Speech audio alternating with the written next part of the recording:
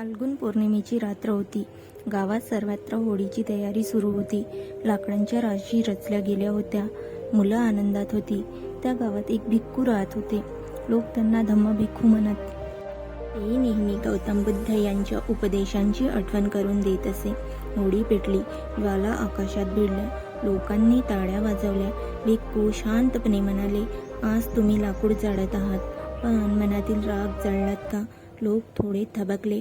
एक तरुण पुढे आला. तो म्हणाला, म्हणते आम्ही परंपरा पाळतो, यात चूक काय? भिक्खू हसलेत.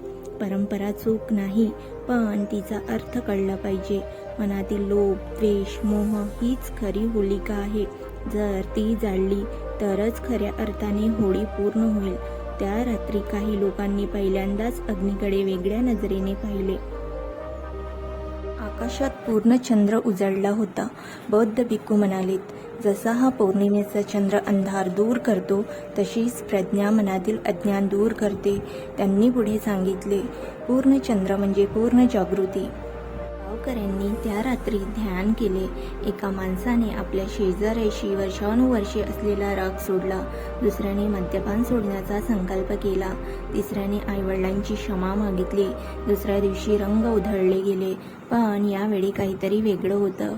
रंग फक्त चेहऱ्यावर नव्हते, ते मनात होते, मैत्रीचे, करुणेचे, समतेचे. भिक्खू म्हणालेत, आज खरी धम्म होळी साजरी झाली.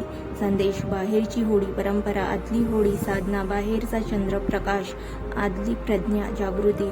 होळी म्हणजे दुसऱ्याला रंग लावण्याचा नव्हे, तर मनातील द्वेष धुवून टाकण्याचा उत्सव आहे.